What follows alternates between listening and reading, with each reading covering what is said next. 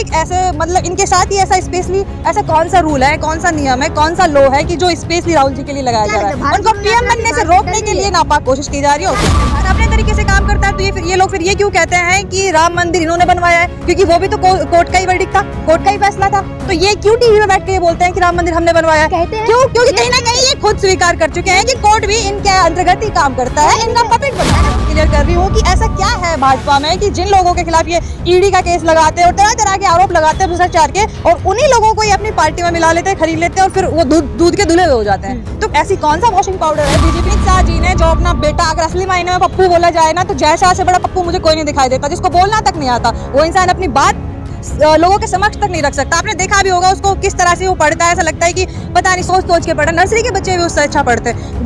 वो क्या परिवारवाद नहीं है कि एक एसडीएम के ऊपर पूरा देश लगा हुआ है, लेकिन एक ऐसे इंसान को इस देश का प्रधानमंत्री बनाया हुआ है और लोग उसकी जय जयकार करने में लगे हुए हैं, अंधभक्ति में डूबे हुए हैं, लोगों का ब्रेन वॉश कर लिया है, जो खुद अपनी पत्नी छोड़ के बैठा हुआ है। एक पत्नी की जिम्मेदारी नहीं निभा पाया, खुद का परिवार है नहीं पता कि कैसे 3 तलाक की बात करते हैं। अरे कम से कम तलाक तो दिया जाता है।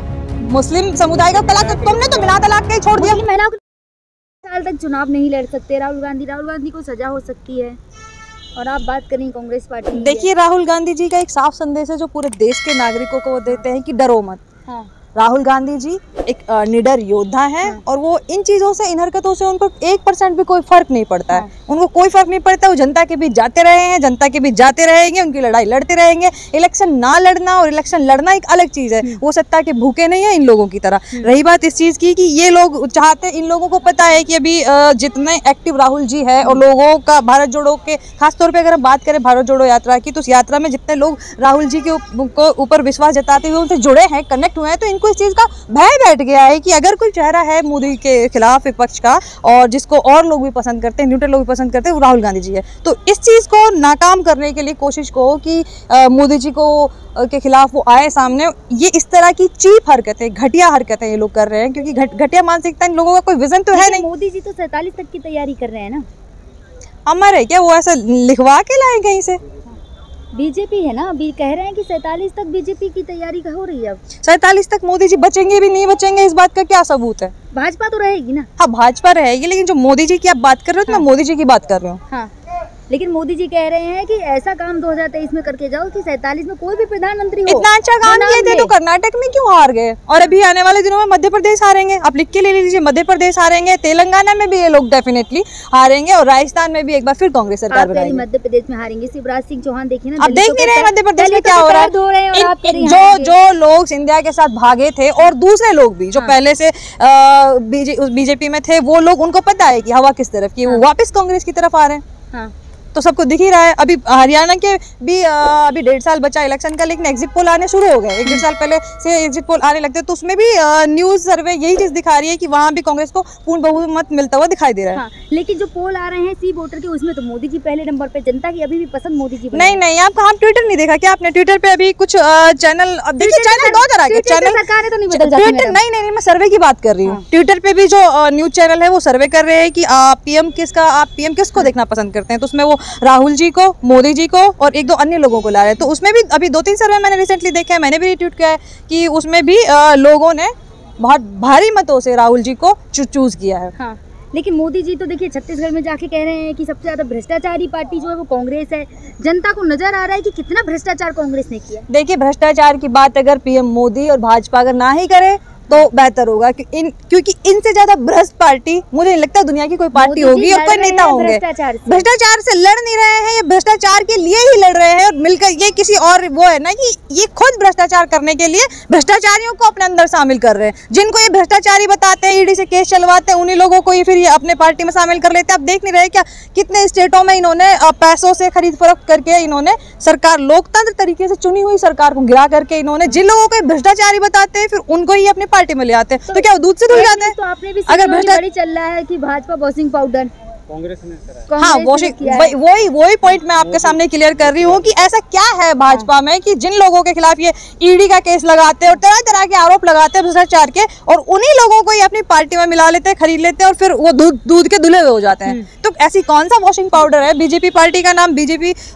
उसका भाजपा बदल करके और उसका नाम ही वॉशिंग पाउडर ही रख देना चाहिए एक तरीके से। लेकिन संस्कारी तो है ना भाजपा में। संस्कार की बात अगर ये लोग ना करें, अभी पहलवान बेटियों के साथ कितनी मर्मरता हुई और कैसे उनको सड़क पे घसीटा गया, कपड़े फाड़े गए उनके, और ये संस्कार की बात करते हैं। आज अगर हम राहुल जी की बात करें, आज यहाँ आप देख ही रहे हैं, आप AICC में है कि इन लोगों ने विपक्ष की आवाज़ को दबाने के लिए जिस तरह की कोशिश की है और उनको 8 साल तक इलेक्शन ना लड़ने के लिए जो ये नाकाम कोशिश कर रहे हैं, आज इसीलिए लोग यहाँ खड़े हैं और कांग्रेस पार्टी इसके लिए आवाज उठाती रहेगी, सड़कों पर जाएगी, लोगों के बीच जाएगी। महंगाई क्यों नहीं है? अभी कल हम लोगों ने महंगाई के खिलाफ प्रोटेस्ट किया है, अभी कल ही IYC ने कुछ चैनलों ने न्यूज भी लाया था। नहीं है मैडम, ऐसा कुछ बड़े जो गोदी मीडिया है ऐसा वो लोगों को नहीं दिखाते कि इस देश की सच्चाई क्या है, रियलिटी क्या है। पहले अगर कांग्रेस की सरकार थी, 1 रुपये भी बढ़ता था तो स्मृति ईरानी सड़कों पे आती थी, आपको भी पता है, और जनता के साथ उतरती थी सड़कों पे। लेकिन अब ना जनता है ना महंगाई है। वो तो सिर्फ एक ही चीज के लिए मुंह खोल सकती है, अगर गांधी परिवार के खिलाफ कुछ बोलना होता है तो वो पीसी करती है। और जब से वो सरकार में आई है उन्होंने एक दिन भी महंगाई का माँ बोलने के लिए वो तैयार नहीं। तो महंगाई नहीं है ना, उनके अकॉर्डिंग थोड़ी ना महंगाई चलेगी। महंगाई उनके हिसाब से तो महंगाई होगी ही नहीं ना, वो तो सत्ता पक्ष में बैठे हैं, वो तो 10 लाख के सूट पहनते हैं, उनके लिए महंगाई तो इस देश का मध्यम वर्ग, गरीब वर्ग जो है महंगाई तो वो झेल रहा है ना। महंगाई तो अब एक बात बताइए, आज टमाटर का दाम इतना हो गया है कि आप आभूषण खरीद सकता है इंसान। टमाटर, कुछ किलो टमाटर खरीदे, इतने में इंसान आभूषण खरीद सकता है। तो वित्त मंत्री की तो बात मानती है ना, जब प्याज महंगा था उन्होंने कहा था प्याज ना खाएं। इतने मतलब तर्कहीन वित्त मंत्री अपने भाषण देते स्पीच में बोलती हैं, उनकी बातों का तो वो बोलती है कि वो प्याज नहीं खाती हैं। अब वो कहेंगी कि मैं टमाटर भी नहीं खाती हूँ। अरे भाई तुम नहीं खाते हो, इस देश का मध्यम वर्ग और गरीब वर्ग जो है वो तो खाता है ना। तुम्हारे खाने ना खाने से क्या फर्क पड़ता है ना? पहले 4 खाते थे, अब 1 खाएं। अच्छा, ये तो 2 दिन बाद कहेंगे कि खाओ ही मत, हवा खाओ, भूखे ही मर जाओ, हवा खा के पेट भरो। तो जनता तो ये अपनी नाकामियों को छुपाने के लिए उलट पुलट बयान देते। अभी इनके एक बदतमीज टीवी पे प्रेम शुक्ला, मैं तो बदतमीज और भी कहूंगी, बदतमीज और वाहियात आदमी जो टीवी पे बैठ करके इस देश के स्वर्गवासी प्रधानमंत्री राजीव जी की पत्नी और इस देश की इतनी बड़ी पार्टी की इतनी बड़ी नेता सोनिया गांधी जी के बारे में जिस तरह की भाषा का इस्तेमाल कर रहे थे, बार डांसर और इस तरह का, उन लोगों के खिलाफ कुछ नहीं होता है। ब्रजभूषण के खिलाफ इतने संगीन, आप कोर्ट जाए ना, आपको थोड़ी ना किसी ने रोका है। जब कुछ नहीं होने वाला इन लोगों के खिलाफ कुछ नहीं होने वाला, क्योंकि सब चीजें इन्होंने सब चीजों को एक तरीके से पपेट बनाया हुआ है। इनके इशारों पर पूरा जो तंत्र है ना वो इनके इशारों पे।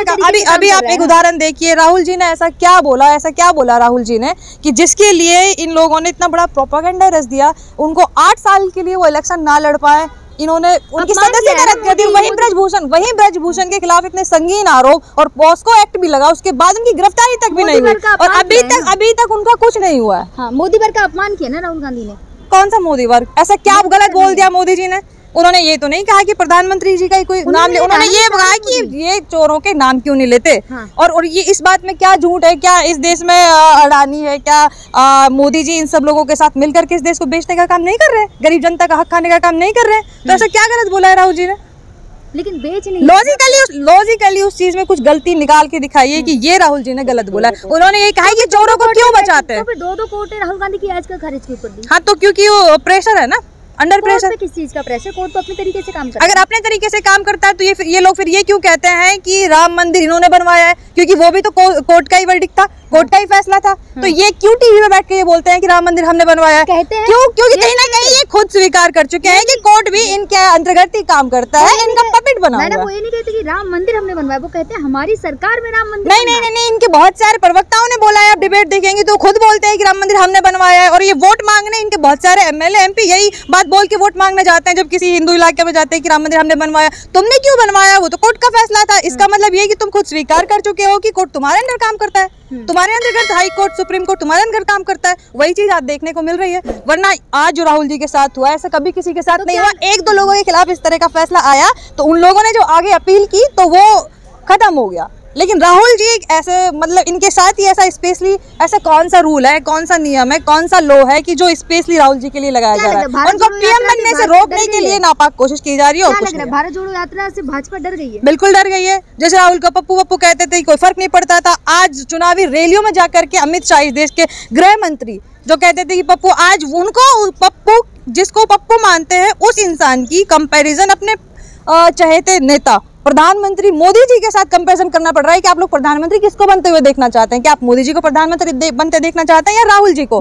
गांधी परिवार के बच्चों को आगे, मतलब जब वो खुद मान चुके हैं तो इसलिए खुद कंपैरिजन करने इतना मजबूर हो चुके हैं। अगर आप कांग्रेस को वोट देंगे तो कहीं ना कहीं गांधी को आगे बढ़ाएंगे, और आप अगर अखिलेश यादव को चुनते हैं तो कहीं ना कहीं आप यादव परिवार को आगे बढ़ाएंगे। अच्छा, और जो अमित शाह जी ने जो अपना बेटा, अगर असली मायने में पप्पू बोला जाए ना, तो जय शाह से बड़ा पप्पू मुझे कोई नहीं दिखाई देता, जिसको बोलना तक नहीं आता। वो इंसान अपनी बात लोगों के समक्ष तक नहीं रख सकता। आपने देखा भी होगा उसको किस तरह से वो पढ़ता है, ऐसा लगता है कि पता नहीं सोच सोच के पढ़ा। नर्सरी के बच्चे भी उससे अच्छा पढ़ते हैं। वो क्या परिवारवाद नहीं है? उसको इतने बड़े पद पे बीसीसी में बिठाए हुए। बीजेपी में ऐसे बहुत सारे लोग हैं, बहुत सारे नेता हैं जिनके बच्चे नेता है, या इन्होंने अपनी पावर का इस्तेमाल कर करके बड़े बड़े पोस्ट उन लोगों को दी हुई है, और इसका एक बहुत बड़ा उदाहरण जैसा है। लेकिन मोदी जी के तो बच्चे भी नहीं है, वाइफ भी नहीं है, किसके लिए? क्योंकि आरएसएस के लोग हैं ना, शादी करते नहीं है, और इन्होंने तो शादी की थी करके उसको छोड़ दिया। अभी आप देख रहे होंगे कि एक एसडीएम के ऊपर पूरा देश लगा हुआ है, लेकिन एक ऐसे इंसान को इस देश का प्रधानमंत्री बनाया हुआ है और लोग उसकी जय जयकार करने में लगे हुए, अंधभक्ति में डूबे हुए, लोगों का ब्रेन वॉश कर लिया, जो खुद अपनी पत्नी छोड़ के बैठा हुआ है। एक पत्नी की जिम्मेदारी नहीं निभा पाया, खुद का परिवार है नहीं पता कि कैसे तीन तलाक की बात करते हैं। अरे कम से कम तलाक तो दिया जाता है। मुस्लिम समुदाय का तलाक तुमने तो बिना तलाक के ही छोड़ दिया। मुस्लिम महिलाओं के लिए तो किया ना मोदी जी ने। क्या किया है? पहले सबसे पहले जशोदा बहन के लिए तो कुछ कर लेते। मुस्लिम महिलाओं को इनकी हिमायत की कोई जरूरत नहीं है। पहले उनके लिए तो कर लेते। उनके साथ जो आपने इतना बड़ा विश्वासघात किया, धोखा किया, उनको तो आपने बिना तलाक के ही छोड़ दिया, और अब बात करते तीन तलाक की। बिना तलाक के छोड़ दिया। तो मोदी जी ने एक इंटरव्यू कहा तो वो उनकी और मेरी सलाह के साथ अलग हुए हम लोग। अच्छा, और अभी जब उनकी माताजी का निधन हुआ तो फिर क्यों उनको वहां आने नहीं दिया और उनको वहां घर में ही उधर कैद करवा दिया? उनको निकलने नहीं दिया कि कहीं ये वहां उनकी माताजी का जो अंतिम संस्कार है उसमें ना आ जाए, लोग चार सवाल ना खड़े करें। तो किस बात का डर था इतना? लेकिन मोदी जी करेंगे किसके लिए? ना घर परिवार है, जनता के लिए सब कुछ कर रहे हैं। अरे भैया, किसी के लिए करें ना करें, इस देश को अपने जीते जी तो बर्बाद करके जा रहे हैं। 10 लाख का सूट पहनते हैं, 1000 रुपए किलो की मशरूम खाते हैं। प्रधानमंत्री के टूटे चप्पलों आपसे पहले प्रधानमंत्री नहीं थे क्या? एक अनोखे प्रधानमंत्री आए। ये कहते हैं कि चाय बेचने वाले प्रधानमंत्री और एक गरीब आदमी भी कहाँ से उठ के कहाँ जा सकता है। तो क्या आपने पिछले दिन भूल गए? आज तक जो प्रधानमंत्री बहुत अच्छे घर से ताल्लुक रखते थे, जो जिनकी अभी राजीव गांधी जी की बात करें, जिनकी माँ और परिवार में उससे पहले भी क्या ही प्रधानमंत्री रह चुके हो, उन लोगों ने कभी ऐसा नहीं किया जैसा ये कर रहे हैं। ये 10-10 लाख के सूट पहनते हैं, 1000 रुपए किलो की मशरूम खाते हैं, इतना महंगा पैन होता है इनका। देश बदल रहा है, सिर्फ भाजपा पार्टी के लिए बदल रहा है, भाजपा जनता पार्टी के नेताओं के लिए बदल रहा है। बाकी देश तो बदल रहा है। देश में त्राही त्राही मची हुई है, महंगाई से, बेरोजगारी से लोगों को परेशान किया हुआ है। देश तो बदल रहा है, देश को बेड़ा गर्क कर दिया देश का।